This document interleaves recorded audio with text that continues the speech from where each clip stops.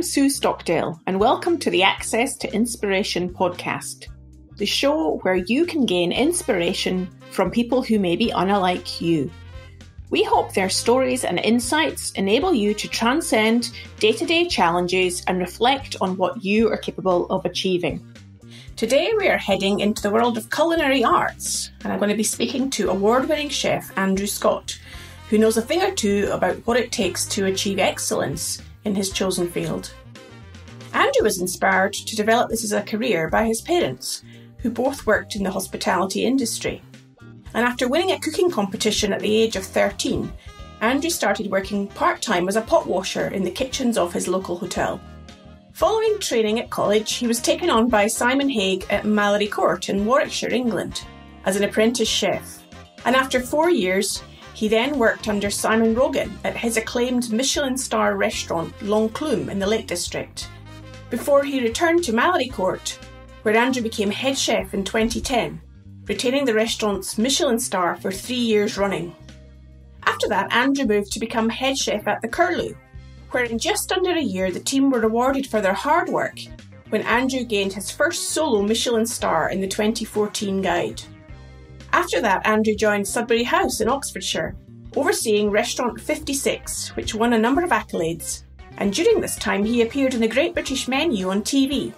So I think we can definitely learn something about what it takes to achieve and maintain excellence from Andrew. Welcome to the podcast, Andrew. Hi Sue, thanks for having me. So this word excellence, our focus on this conversation, it can mean many things to many people. What does it mean to you? Excellence. So in the chef world, it's all about consistency is a big word for us, and discipline, which produces excellent results. So it's a really strong word, and it's something that we work all day in the hot kitchen environment to produce amazing food. But sometimes we do get a bit caught up in what we're actually doing. We're only producing dinner. We're not building rockets to fly to the moon. Or we strive for perfection in presentation, in flavour, in our working methods, in the ingredients we use, the way we source the ingredients, the provenance, everything. So it's a real passion. I think you've got to have that passion in your belly for cooking to be able to put up with the lifestyle and the hours, etc. I can understand you have a real passion and commitment to excellence. I guess as a leader, when you're working in a kitchen, how do you convey that expectations to other people around you? How do you do that? That's a hard one, and I learned a lot about man management, basically, from Simon Haigh at Mallory Court. So he used to say the cooking's the easy part, it's the managing the people is the hard bit, and that is so true. In any career or any job, it's, once you've been in the industry for long enough, you can sort of do the cooking with your eyes closed. It was man management of each boy or girl in the kitchen, knowing what motivates them and what gets them going. Everyone's different. It's a team game, cooking in a kitchen. It's a brigade system, so you've got that discipline. Brigade system of sort of like the army. There's respect levels, etc. People are sort of reporting into the top chefs, the sous chefs and the head chefs in the kitchen. You're running a tight ship because at the end of the day, it's a business and you want to make money. And you also want to achieve accolades to entice customers in. So there's a real complex environment going on. But you have to work next to people, spend time individually, even if you are the executive chef. Pick up a knife, go and work next to the commis chef, have a chat with them, talk to them, see what inspires them, see what they want to do next. In the corporate world, which is where I am now, they do lots of paperwork, paper trail things to see how you feel and to what your aspirations are. But there's no time for that in the kitchen. It's very practical. You're on your feet. So you need to talk face to face. And then you also need to understand if somebody does something wrong, how you discipline them or how you correct them. Because just by screaming and shouting at them might not work, pulling them into a room on their own and having a chat with them and telling them this is why this went wrong, etc., etc. It's a real balance. You're individually managing maybe 10 people every day, so it's quite stressful. It can certainly sound like that. And as you say, it's about together you're striving for consistency and excellence. And the Michelin star is the assurance, I guess, that diners have of the quality that they're going to receive in a restaurant. For those listeners in the podcast who maybe aren't familiar with what a Michelin star is, tell us a bit more about that. What is a Michelin star? It's a benchmark, I suppose, in the chef world or foodies, I suppose, people who follow the guide. So the Michelin guide was invented by a tyre manufacturer for people who had cars back in the sort of 1920s, 1930s. And it would give people advice of where a good restaurant was to stop and eat. along your journey, from A to B. And it's sort of evolved now into this really glamorous red book that everybody follows and waits every year with bated breath to see who wins the awards, who loses the awards. It's a bit like a soap opera, but it basically unlocks a segment of customers that you would never attract if you didn't have one. And so certain clientele that have trust in you, that you're using very, very good ingredients, sourcing maybe locally, you are putting 100% effort into everything you'll do. Everything's made fresh, in-house, nothing's bought in, and, really inventive food. So pushing the boundaries. And then I think 1 star is, they say it's all about the food. Up to 3 stars, I think Gordon Ramsay said, or Marco Pierre White said, I think it was in a documentary I remember watching when I was younger, that you should be able to smell the chef's aftershave in the dining room when you have 3 Michelin stars. So you should be able to feel the character of the chef in the dining room, basically. So there's one thing getting to a Michelin star, and there's another thing retaining a Michelin star. How do you do that? Because I know you did it 3 times when you were in one restaurant that you were part of. Yeah, so we retained, at Mallory Court, I retained the star, and that was just about keeping everything consistent. So the dishes are sort of trademark dishes.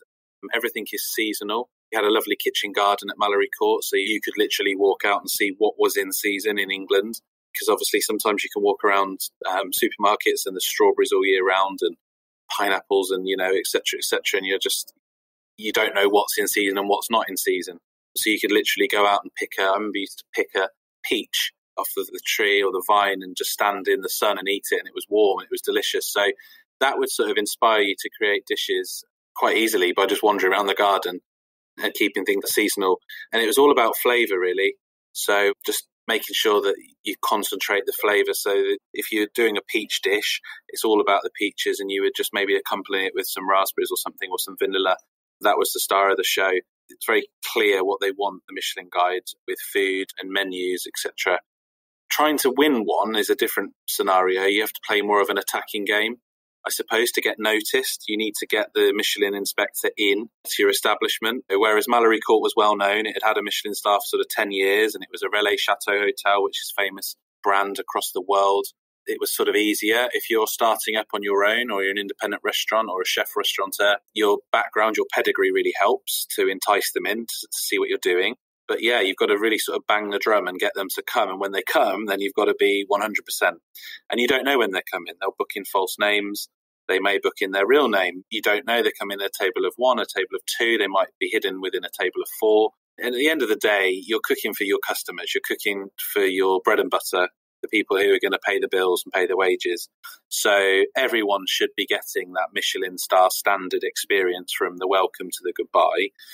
Obviously, if you clock that it's an inspector, you try a little bit harder. And maybe sometimes that's the wrong thing to do, because they can feel it, the other side, that you're trying too hard. You almost need to be just sort of natural and just cook as if you were cooking for your friends or your mother or just the local guys from down the road. So I'm guilty of that too. I remember when I left Mallory, I went to a restaurant called the Curlew, and I got a Michelin star there in 2012, I think it was now. And the Michelin inspector came in and he ordered a glass of orange juice, because they're drive-in, so they don't usually drink too much. They might have 1 glass of wine with lunch or dinner. And he ordered a glass of orange juice, and my restaurant manager hadn't ordered any orange juice from the supplier, or hand squeezed it, or whatever we were serving.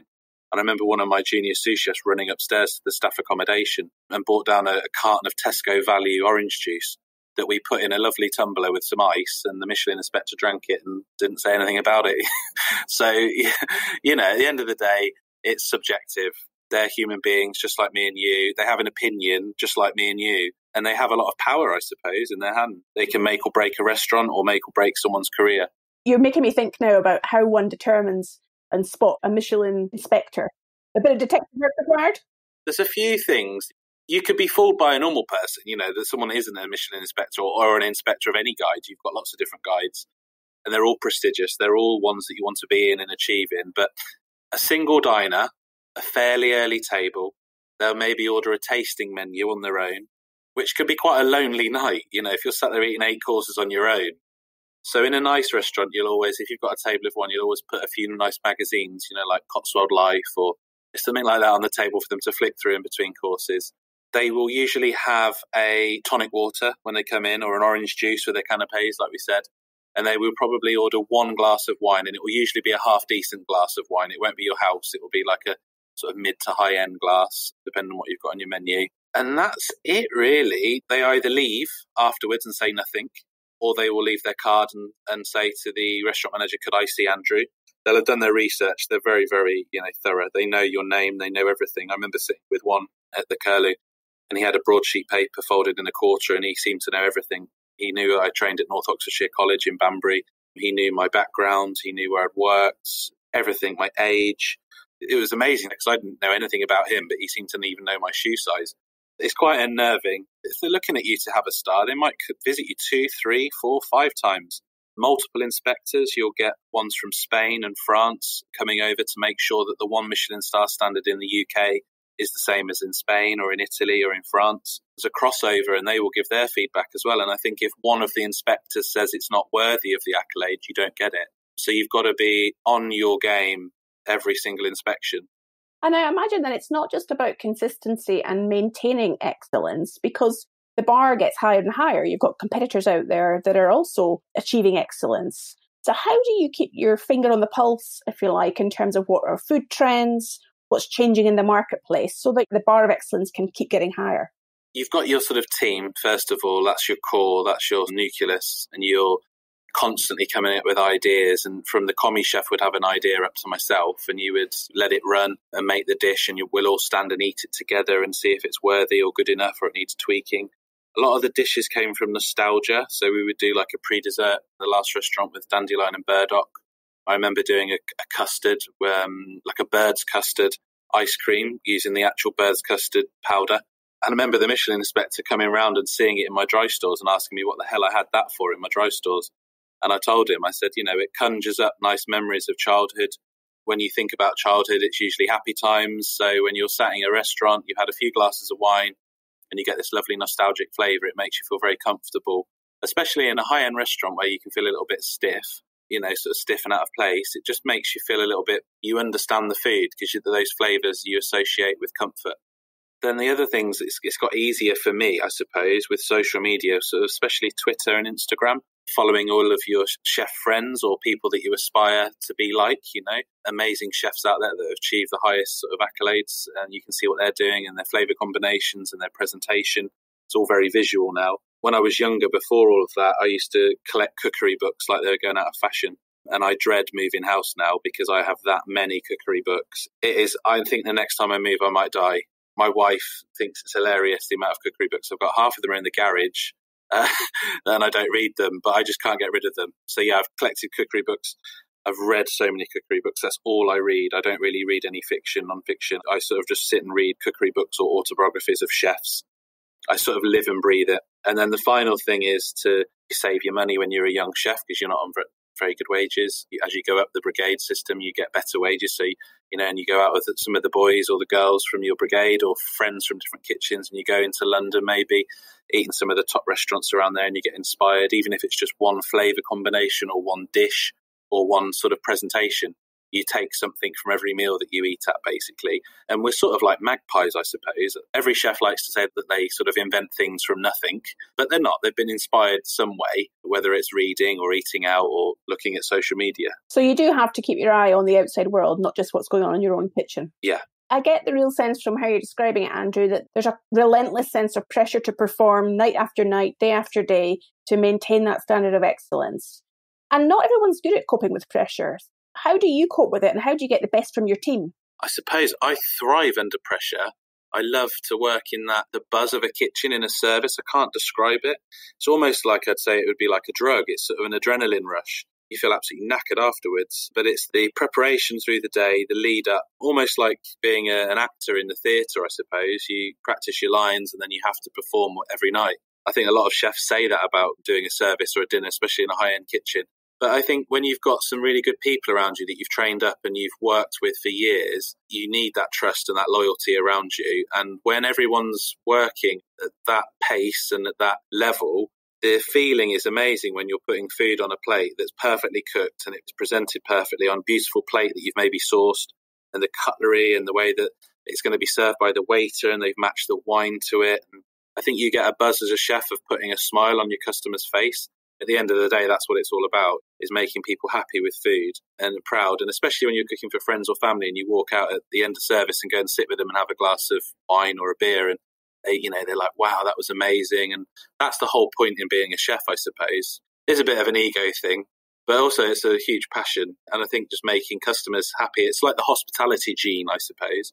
You've either got it or you haven't. When people come around my house, I run around, would you like a drink? And I've got, some crisps out, some nibbles, or you're sort of very welcoming person, warm person. I think all chefs have to have that in them to want to do the job. Even though the pressure's hard, it's worth it, basically, at the end of the day. And to chill out, I used to, when I was on split shift, so you'd sort of work 8 in the morning to sort of 2, 3 o'clock, and then back in at 5, I would join the gym, and I love swimming, so I'd go swimming on my own, and then, do sort of half an hour, 40 minutes swimming constantly, and then go and sit in the jacuzzi, maybe have a steam, hot shower, back to work and feel refreshed and de-stressed. Or just go for a walk, or have one of the guys comes around your house and you buy a load of cakes from the shop and just drink tea and cake all afternoon. There was many ways of just relaxing. We'd sometimes get a football and go and have a kick around in the park as a team. You spend a lot of time with these people. Front of house as well. It's really important to get on with the front of house because they're your eyes and ears in the dining room. And if you're winding them up, they're not going to do a great job for you. So, we used to do lots of team things together. And then just really, really appreciate your days off, your time off and your holidays, and make the most of them. Always looking at booking things up in advance if you can, if you've got set days off, and going to see family and friends. It always used to make me feel like I'd had a bit of a reset, because you get caught up in this cycle of work in the kitchen, and you're in this sort of stainless steel box with no windows, and it's very noisy and hot. It sounds really like a vocation. It's not just something that people go into half-heartedly. It's a lifestyle, I'd say. Yeah, it is a lifestyle.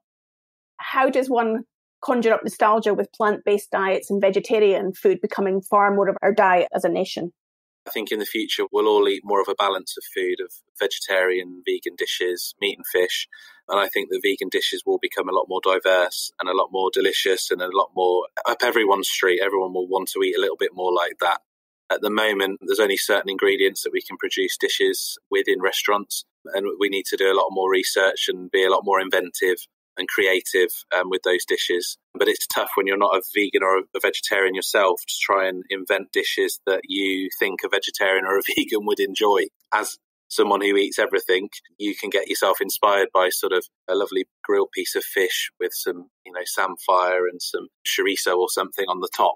It's tough when you're just using vegetables, and then it's even tougher when you're taking dairy away. I'm imagining then perhaps that detective work in future will involve understanding more, stepping into the shoes of those people who are vegetarian or have plant-based diet. Yeah. So I guess my final question to you, as somebody who loves food myself, is there one ingredient that I should have in my store cupboard at all times that really will be the thing I always should have as a go-to ingredient? I thought about this one a lot, and I don't want to be too boring, but my wife always takes the mickey out of me because I love citrus. I love using lemon juice in cooking. Now, not to make things taste of lemon or lime, I love lime as well, but lemon, when I was training in the kitchens I've trained in, especially under Simon Haigh, who was a very classically trained chef, and he had a Michelin star for like 20 odd years consecutively. He was an absolute maestro at fishmongery, butchery, seasoning, and he would teach me how to season. And we would always have salt and pepper, but we'd always have half a lemon next to the salt and pepper. And we would add drops of lemon juice to season, say, a leek and potato soup. Now, the leek and potato soup wouldn't taste of lemon. It would just accentuate the flavour of the leek, how delicate it is. And as you're training like that under someone who's really knows their stuff, you start to appreciate what citrus can do. It can really bring the flavour out in lots of different foods without showing itself as there's tons of lemon in there. So I would say you always need to have a lemon in your fridge or your store cupboard, wherever you want to keep it, next to your salt and pepper.